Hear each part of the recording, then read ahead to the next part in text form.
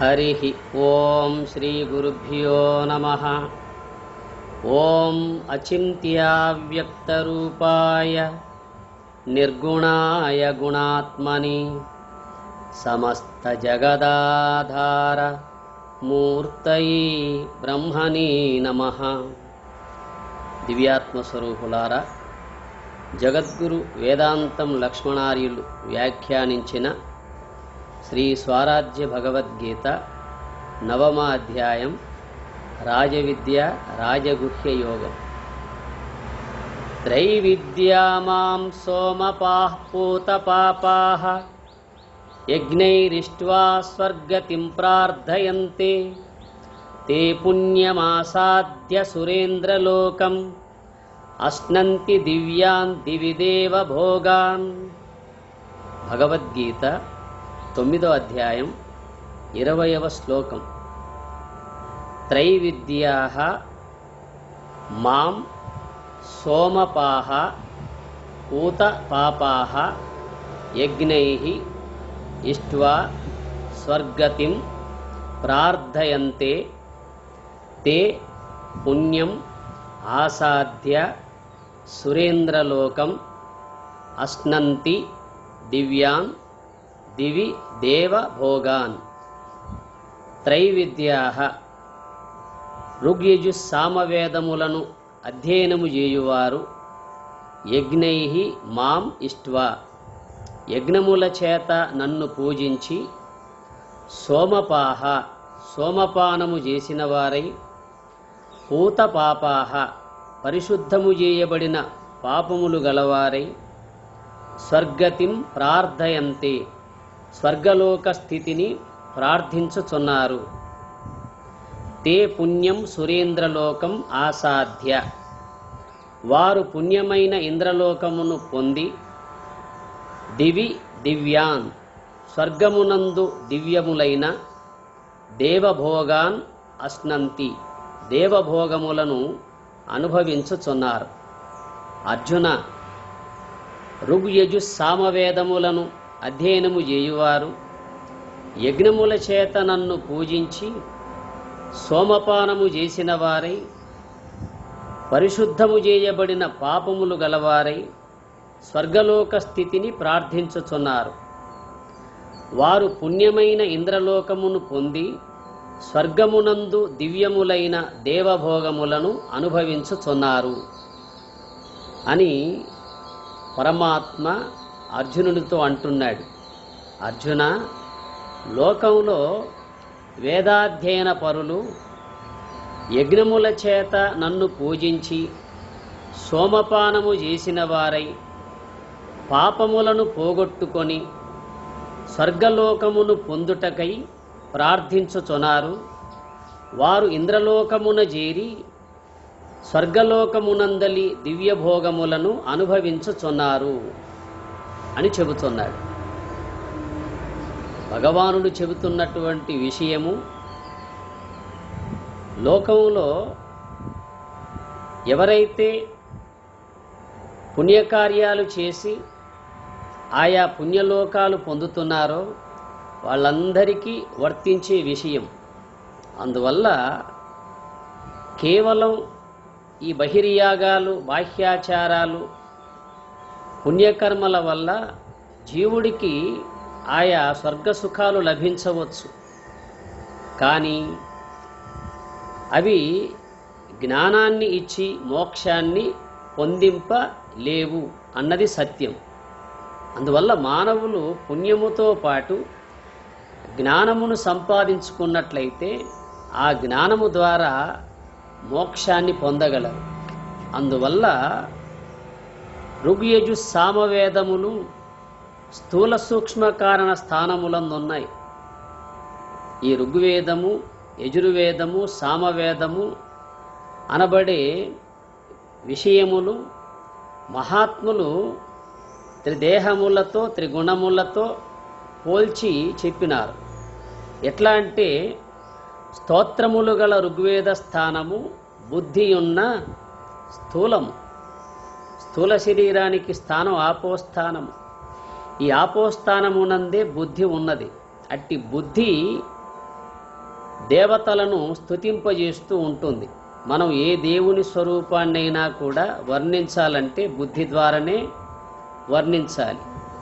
అట్టి బుద్ధికి స్థానము ఈ ఆపోస్థానము. దీన్నే ఋగ్వేదము అన్నారు. ఋగ్వేదము దేవతలను స్తుతింపజేస్తుంది. దేవతలను వారి దివ్య స్వరూపాన్ని స్తుతింపజేస్తుంది, కీర్తింపజేస్తుంది. అట్టి స్తుతింపజేసేటువంటి ఒక బుద్ధికి స్థానము ఈ ఆపోస్థానమునందలి స్థూలముగా చెప్పారు. అందువల్ల స్తోత్రములు గల ఋగ్వేద స్థానము బుద్ధి ఉన్న స్థూలము అన్నారు. అట్లాగే యజుర్వేద స్థానము యజ పూజాయాం పూజింపజేయునది. దేవతలను పూజింపజేసేది యజుర్వేదము. మనస్సు నిలిచినట్లయితే ఆత్మ పూజ అవుతుంది. మనస్సు మెలకువగలిగి ఉండి చేయగలిగితే అది బాహ్య పూజ అవుతుంది. అందువల్ల మనోస్థానమైన సూక్ష్మమున యజుర్వేదము అని చెప్పారు. మనస్సుకు స్థానము ఈ ఆకాశ స్థానం, శ్రోత్రేంద్రియం. ఈ శ్రోత్రేంద్రియమునందు మనస్సుకి ఎందుకు స్థానం చెప్పారంటే ఆకాశములాగా వ్యాపకమై ఉంటుంది. అట్టి ఆకాశ గుణమగు శబ్దములే మనస్సుకు ఆహారం. ఎట్టి శబ్దములు వింటుందో మనస్సు అట్టి ఆకారాన్ని ధరిస్తూ ఉంటుంది. సుశబ్దములు వింటే మనస్సు పవిత్రమవుతూ ఉంటుంది. దుశ్శబ్దములు వింటే అదే మనస్సు అపవిత్రమైపోతూ ఉంటుంది. అందువల్ల మనస్సు నిలిచినట్లయితే పూజ. అట్టి మనోస్థానమైన సూక్ష్మమున యజుర్వేదాన్ని చెప్పారు. అందువల్ల దేవతలను పూజింపజేసేది యజుర్వేదము, దేవతలను స్తుతించున్నది ఋగ్వేదము.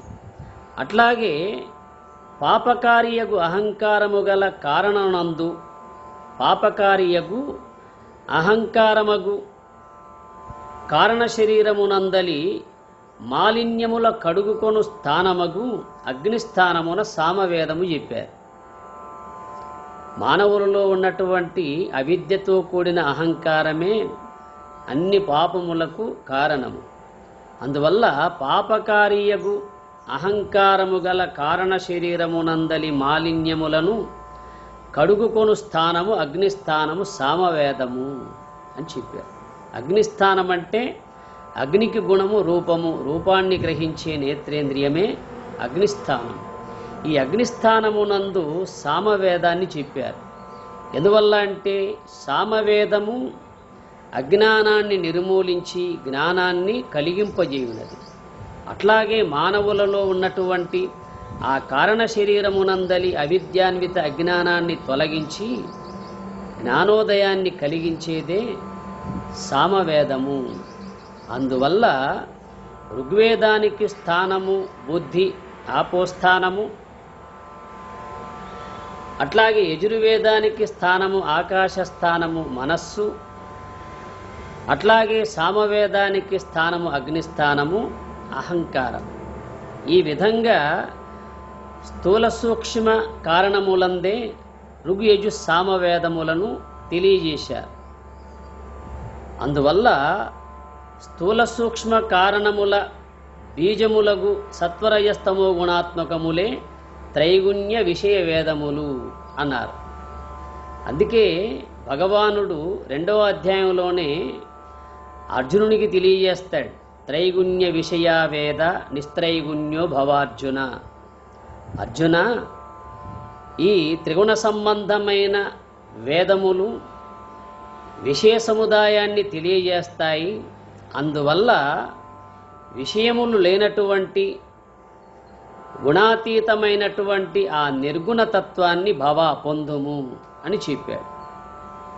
అందువల్ల త్రైగుణ్య విషయ వేదములివి.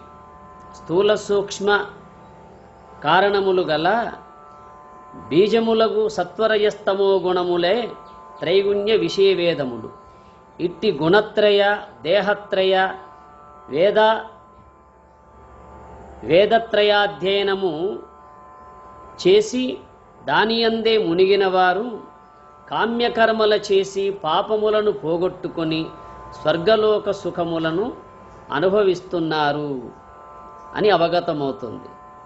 కేవలం వేదాధ్యయన తత్పరులు ఈ స్థూల సూక్ష్మ కారణముల చేత, త్రిగుణముల చేత, త్రిదేహాల చేత, అవస్థల చేత కామ్యకర్మల ద్వారా పాపాలు పోగొట్టుకొని ఆ స్వర్గలోక సుఖాలను పొందుతున్నారు అర్జున అని చెబుతున్నారు. అందువల్ల భగవద్గీతలో భగవానుడు చెబుతున్నటువంటి ఈ దివ్య జ్ఞానాన్ని ప్రతి మానవుడికి అన్వయిస్తుంది.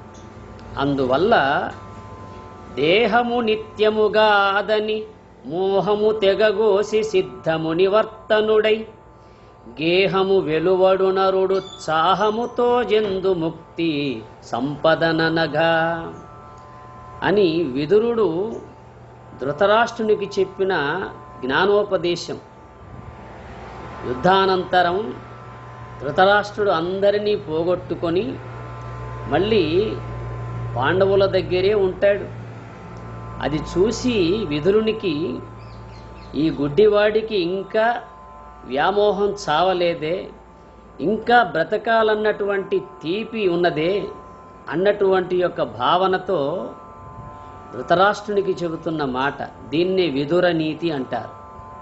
అందువల్ల ఓ ధృతరాష్ట్ర మహారాజా, దేహము నిత్యముగా అదని మోహము తెగగోసి సిద్ధ మునివర్తనుడై గేహము వెలువడు నరుడు చాహముతో జందు ముక్తి సంపదననగా. ఓ రాజా, ఈ దేహము నిత్యము కాదన్న సత్యం తెలుసుకొని దేహం మీద వ్యామోహం తెంచుకొని యోగ్యమైన వైరాగ్య మార్గంలో ఉత్సాహంగా ముందడుగు వేసే నరుడు మోక్షలక్ష్మిని పొందగలడు అని చెబుతున్నాడు. ఈ దేహం శాశ్వతం కాదని, దేహ సుఖాలు శాశ్వతం కాదన్న సత్యాన్ని తెలుసుకొని ఈ దేహం మీద వ్యామోహం తెంచుకొని యోగ్యమైన వైరాగ్య మార్గంలో, యోగ్యమైన వైరాగ్య మార్గం అంటే జ్ఞాన మార్గంలో ఉత్సాహంగా ముందడుగు వేసే నరుడే ఆ మోక్షలక్ష్మిని పొందగలడు అని చెబుతున్నాడు. అందువల్ల లోకంలో మానవులు పుణ్యకార్యాలు చేసి పాపాన్ని కడుక్కొని స్వర్గలోక సుఖాలు ఎన్ని అనుభవించినా కూడా మళ్ళీ మర్త్యలోకానికి రావలసిందే అన్న సత్యం తెలియాలి. అందువల్ల విను మీ సంసారంబను వనధిలో మునిగి కర్మవాంచలచే వేదన పొందెడు వానికి విష్ణుని గుణ వర్ణనము తెప్ప సుమ్ము మునీంద్ర అని భాగవతం మరో పద్యంలో తెలియజేస్తుంది. వినుమి సంసారంబను వనధిలో మునిగి కర్మవాంచలచే వేదన పొందెడు వానికి విష్ణుని గుణ వర్ణనము తెప్ప సుమ్ము మునీంద్ర. ఓ మునీంద్ర, ఈ సంసార సముద్రంలో మునిగి తేలుతూ విషయవాంఛల చేత ఆవేదన పొందెడు వానికి సర్వవ్యాపకమైన విష్ణుని గుణకీర్తనం దరిచేర్చే తెప్ప వంటిది, అనగా నావ వంటిది. జనన మరణ రూప సంసార సాగరంలోనే మునిగి తేలుతూ విషయవాంఛల చేత ఆవేదన పొందే వానికి ఆ సర్వవ్యాపకమైనటువంటి విష్ణువు యొక్క గుణకీర్తనం దరిచేర్చే తెప్ప వంటిది అని చెబుతున్నాడు. ఎందువల్ల అంటే భగవత్తత్వమే మానవులకు భవసాగరాన్ని దాటించగలదు. అంతేగాని భగవత్తత్వం తెలియక ఈ భవసాగరాన్ని మనం దాటలేము. అందువల్ల అర్జున, వేదాధ్యయన పరులు యజ్ఞముల చేత నన్ను పూజించి సోమపానము చేసిన వారై పాపములను కడుక్కొని స్వర్గలోకమును పొందడానికి ప్రార్థిస్తున్నారు. వారు ఇంద్రలోకమున చేరి స్వర్గమునందలి దివ్యభోగములను అనుభవిస్తూ ఉంటారు అని చెబుతున్నాడు. అందువల్ల సూక్ష్మ శరీరము గుణములతో వాసనలతో ఇంద్రియ గణములతో కూడి ఉంటుంది. స్థూల శరీరము కేవలము గోళకముల ద్వారానే కనబడుతూ ఉంటుంది. అందువల్ల మానవుడికి ఎన్ని అనుభవించినా తీరని ఆకలి గలది సూక్ష్మ శరీరం. అట్టి సూక్ష్మ శరీరమునందలి మాలిన్యాన్నంతా కడిగేసుకొని మహాత్ములు చూపిన మార్గాన్ని అవలంబించగలిగితే ఆ జీవుడు దేవునిలో ఐక్యమయ్యే అవకాశం ఉంటుంది. అందువల్ల కేవలం బహిర్యాగములు బాహ్యాచారములు మాత్రమే చేసి పాపాన్నంతా కడిగేసుకొని కొంత పుణ్యాన్ని సంపాదించుకొని పుణ్యలోకాలు పొందినంత మాత్రాన జీవుడు మళ్ళీ తిరిగి రాక పోడు. అందువల్ల మానవులు పుణ్యముతో పాటు జ్ఞానాన్ని సంపాదించుకున్నట్లయితే అట్టి జ్ఞానమే మోక్షధామాన్ని చేర్చగలుగుతుంది. మోక్షధామం అంటే కైవల్యము. కైవల్యం అంటే తురీయమునందు ఉండి తురీయాతీతమునందితే సిద్ధించేది ఏదైతే ఉందో దాన్నే కైవల్యము అన్నారు. తురీయము అంటే 4వ స్థానము, అంతర్ముఖ వృత్తి రూప బ్రహ్మనిష్ట. అట్టి బ్రహ్మనిష్టయందు ఉన్నవారే ఆ బ్రాహ్మీ స్థితిని పొందగలరు. అట్టి స్థితి సద్గురునాథుడు సర్వేశ్వరుడు మీ అందరికీ కలిగించాలని కోరుతూ తదీశ్వరుణ్ణి ప్రార్థిస్తూ హరి ఓం తత్సత్.